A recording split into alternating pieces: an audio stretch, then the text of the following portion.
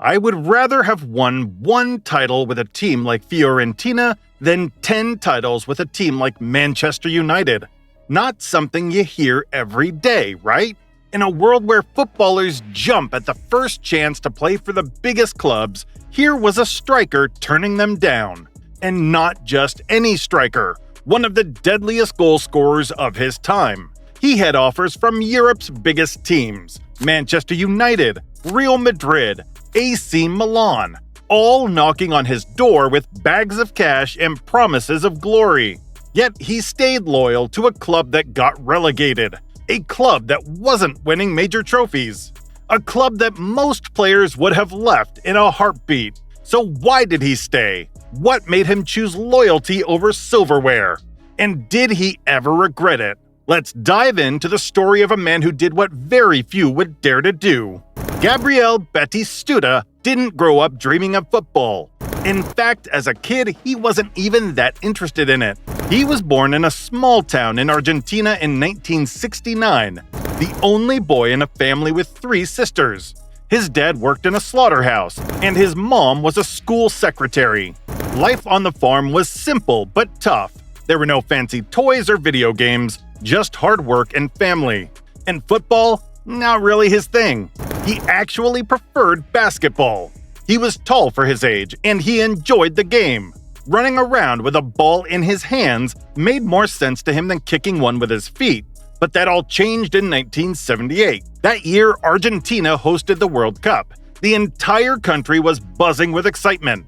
Streets were filled with people singing, radios blasted the games, and little Gabriel was right there watching every moment.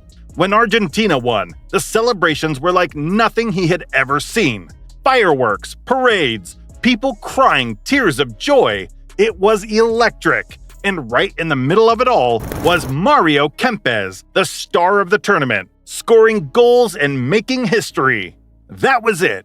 That was the moment Gabriel knew he wanted to play football. Suddenly, basketball didn't seem as exciting. He started kicking a ball around, practicing whenever he could. But there was a small problem. He wasn't exactly built like a footballer. He was a little on the chubby side, and people even called him El Gordo, which means the fat one. On top of that, his light-colored hair stood out in Argentina, so people also called him El Gringo. Not exactly the best nicknames for a future football star. Still, Gabriel didn't let it bother him. He kept playing, getting better every day. Little did he know, that one World Cup victory had set him on a path to becoming one of Argentina's greatest strikers of all time. Gabriel Batistuta didn't have an easy start in football. In fact, he had a tough time in the beginning. One of his biggest struggles? His weight. He wasn't always in top shape, and that made it hard for him to keep up with other players. Coaches doubted if he could ever be fast or strong enough to be a great footballer. Then came another challenge, leaving home. He moved to Newell's Old Boys, a big football club in Argentina. But being away from his family and girlfriend, Irina, was naturally very hard. He felt lonely and even had to sleep in a small room at the stadium. It wasn't exactly a dream life, but he didn't give up. Luckily, a man named Marcelo Bielsa entered the picture. Bielsa was a strict coach, known for his intense training and tough love. He believed in Batistuta when others didn't. He pushed him to train harder, eat better, and improve his game. Batistuta later said that Bielsa was the coach who changed his life. Without him, things might have turned out very differently. Even after all that, things didn't get easier. When he joined River Plate, he barely got to play. The coach didn't trust him, and he spent most of his time on the bench. That is frustrating for any player, but instead of quitting, he kept working. His hard work finally paid off when he moved to Boca Juniors. This was where everything changed. He started scoring goals, proving everyone wrong, and became one of Argentina's top strikers. His story shows that success doesn't come easy. It takes patience, hard work, and the right people to push you forward. What do you think about Batistuta's struggles? Let me know in the comments. Gabriel Batistuta, affectionately known as Batigol, is celebrated not only for his goal-scoring prowess, but also for his unwavering loyalty to his clubs, particularly Fiorentina. In 1991, Fiorentina recognized his potential and brought him to Italy. Despite a challenging start, he quickly adapted, scoring 13 goals in his debut Serie A season. The following season, he netted 16 goals, but Fiorentina faced relegation to Serie B.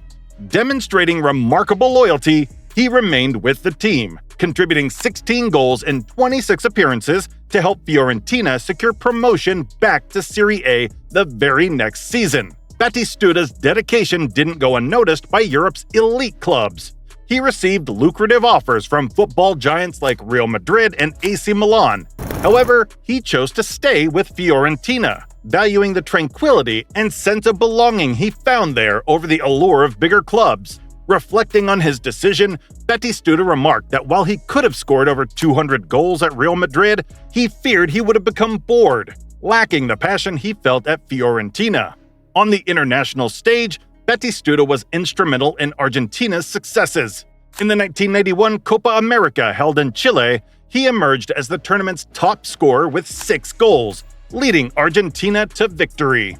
2 years later, in the 1993 Copa America in Ecuador, Batistuta's brilliance shone again as he scored both goals in the final against Mexico, securing a 2-1 win for Argentina. His commitment to Fiorentina bore fruit as he played a pivotal role in the club's resurgence.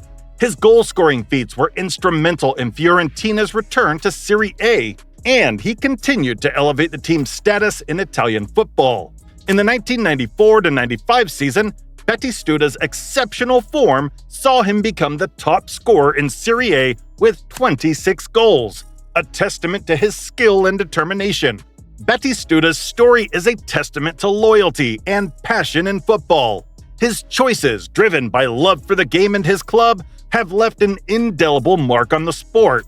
His legacy serves as an inspiration, reminding us that true success isn't solely measured by the number of trophies won, but by the impact one leaves on the heart of fans and the history of the clubs they serve. Batistuta was once Argentina's ultimate goal machine. Before Messi shattered records, he was the country's all-time top scorer with 56 goals in 78 matches, a record that stood strong until 2016. And get this, he even scored more World Cup goals for Argentina than Maradona, with 10 to Maradona's 8. Not bad, right? Speaking of the World Cup, Batistuta had a habit of making defenders miserable. In 1994, he bagged a hat trick against Greece. Then in 1998, he did it again against Jamaica. That made him the only player to ever score hat tricks in 2 different World Cups. Just imagine being on the other team and realizing this guy is about to do it again. And let's talk about the Copa America. In 1991, Argentina won the tournament. And guess who was the top scorer? Yep, Batistuta with 6 goals.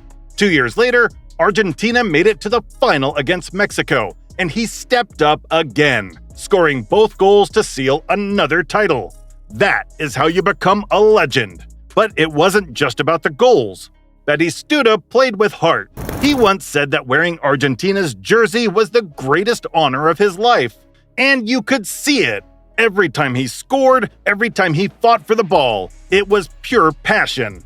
Even today, when people talk about Argentina's greatest strikers, his name is always in the conversation. A record breaker, a clutch performer, and a player who gave his all for his country. That's Batistuta. What's your favorite moment from his career? Let me know in the comments. By the time Batistuta hung up his boots, his body had taken a serious beating. His last stop was Qatar, where he played for Al Arabi and scored goals like it was a hobby. 25 goals in just 21 matches. But injuries had already caught up with him, and in 2005, he decided it was time to say goodbye to football. And retirement wasn't exactly smooth sailing. His knees were so wrecked that at one point, he could barely walk. He even asked doctors if they could amputate his legs because the pain was unbearable. That's how much football took out of him. Thankfully, after multiple surgeries, things got better. But his body still reminds him of all those years of hard work. Even after stepping away from the pitch, Batistuta never really left football. He took on ambassador roles, talked about coaching, and even mentored young players. And let's be honest, if you're a striker and Batistuta gives you advice, you listen. But what truly shows his greatness is how fans still adore him. In Florence, he's practically royalty. Fiorentina even built a statue of him. Yes, a statue, to honor everything he did for the club. In Argentina, his name is still spoken with respect, especially by strikers who grew up watching his insane goals. So whether it's a kid learning to play or a veteran reminiscing about his prime, Batistuta's legacy is alive and kicking. He gave football everything, and football will never forget him. If you think Batistuta deserves more recognition, hit that like button and subscribe for more football stories.